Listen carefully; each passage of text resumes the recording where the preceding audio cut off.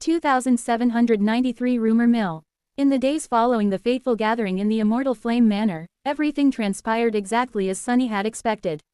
The champions of the human domain were not the most talkative of people, especially when important matters were concerned. However, there had been too many witnesses to the confrontation between Changing Star and the Dreamspawn, so the rumors about it inevitably spread. They spread slowly at first, but then exploded all over the world, reaching its farthest corners in no time at all, almost as if someone was purposefully helping them proliferate through some unknown means. In a matter of days, everyone seemed to know about the spat between the two Supremes. Everyone seemed to have learned what Astarion had accused Nephis of, as well. His unexpected return had become old news almost instantly, and instead, all that people talked about was Changing Star and her many secrets. As well as the dire sacrifice she had supposedly been prepared to make to achieve her goals. The government attempted to suppress the spread of the rumors, but it was of no use. Soon enough, the whispers of what the last daughter of the Immortal Flame had done, and what she had chosen to keep from becoming known, could be heard everywhere, in the human hives of NQSC, on the lively streets of Bastion, under the ashen sky of Ravenheart, in the military camps on the frontiers of the Dream Realm. And of course, every time Changing Star's name was mentioned, Astarion was mentioned as well. The detrimental effect of rumors was not immediately noticeable. After all, Nephis and her companions had spent an entire decade carefully building the foundation of the longing domain both with words and with actions. It was not going to be shaken so easily. Some people simply refused to believe that Changing Star had consciously put hundreds of millions of lives at risk in pursuit of vengeance. Others did believe the rumors but saw no fault in the decisions of their goddess, finding various ways to rationalize them. A small number of people felt disturbed and outraged, and ever fewer simply did not care. Regardless of their opinion, everyone felt anxious about the animosity between the two Supremes.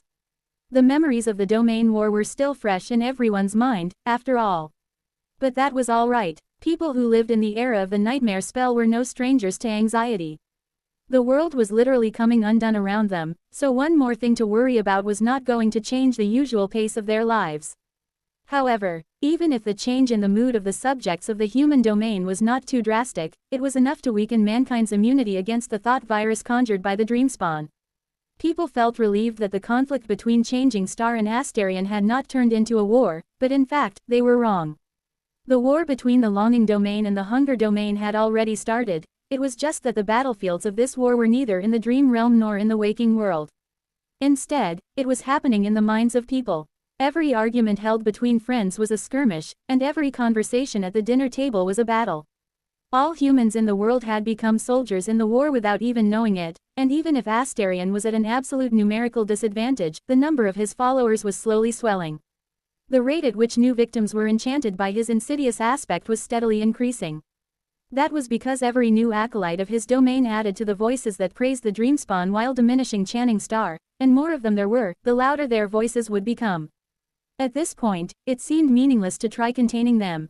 There were too many thralls being created every day to identify and capture them all, so all Sunny could do was keep an eye on them and make sure that they were not up to no good.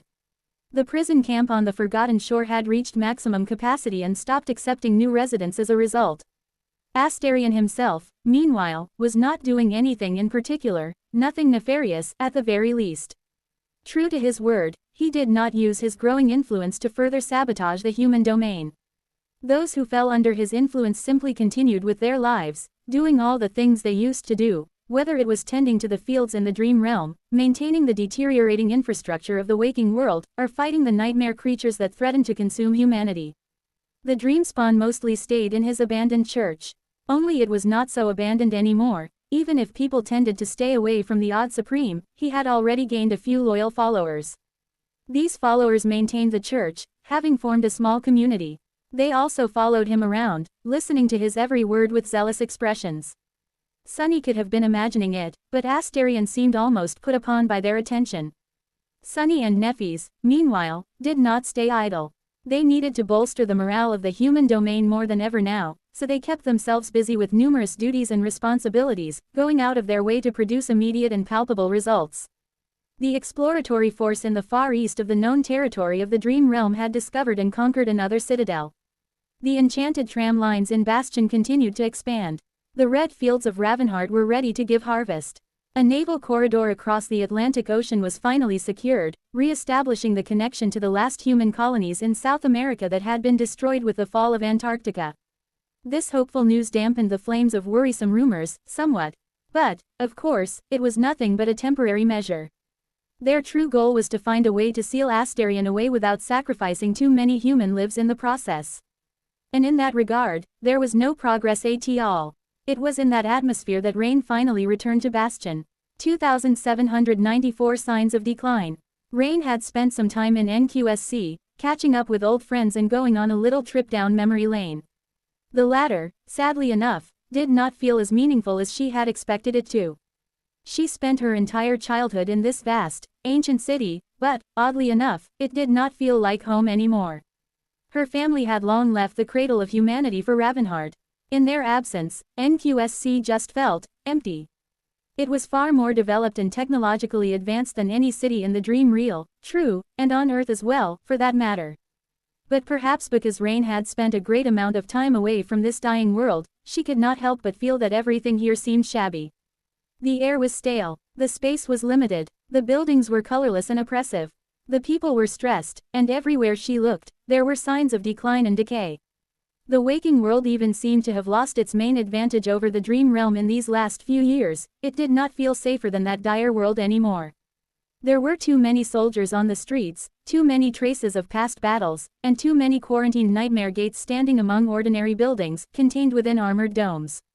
Because of all the gates, numerous small areas in the city suffered from interference that messed up electronics. Some of these areas overlapped, creating whole islands of technological deterioration. It was as if parts of NQSC were slowly sliding into the dark ages. As Sunny had explained, that happened because the laws of the dream realm were seeping into the war realm through the rifts in its fabric. For Rain, however, it just meant that access to the network had become unreliable, and any communicator she used ran the risk of malfunctioning if she did not choose her routes carefully. She visited the Tergiace district where her family had lived once, as well as her school and a few other places. In the end, she came to the convenience store where Sunny had first found her.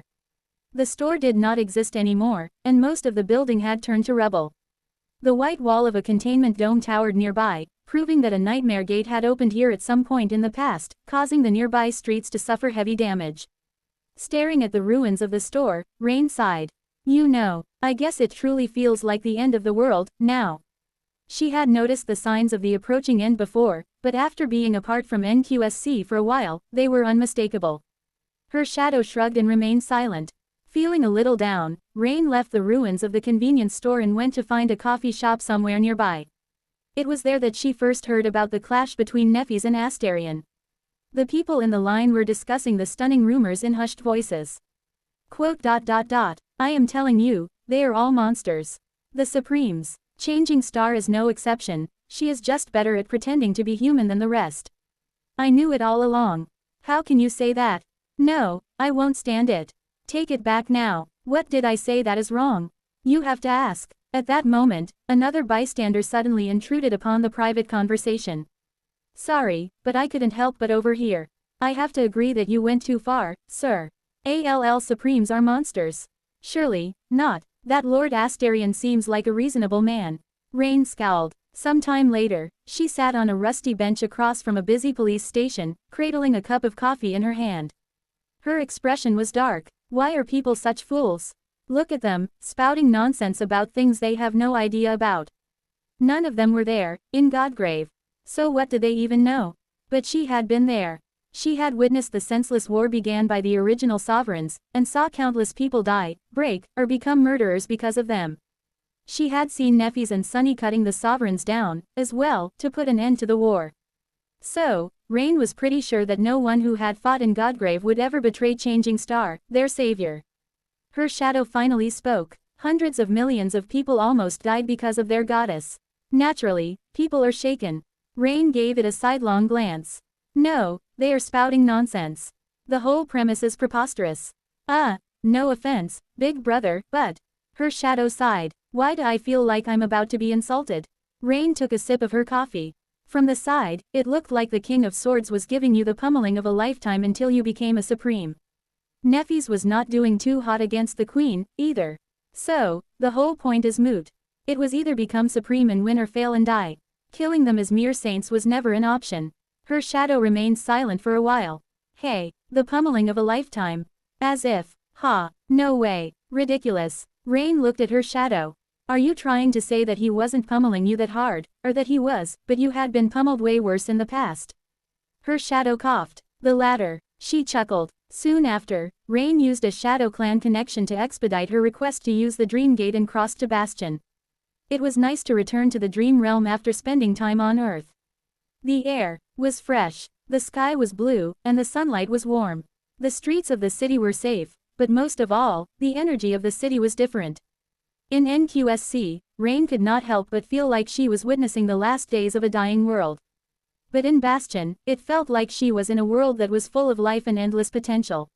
Even if it was hostile, deadly, and terrifying. Sadly, the persistent whispers and rumors about changing Star and the Dreamspawn followed her here, as well. At some point, Rain stopped and looked up, at the beautiful silhouette of the Ivory Island drifting among the clouds high above the city. She wondered about the being who had built it. Eventually, Rain sighed and continued on her way.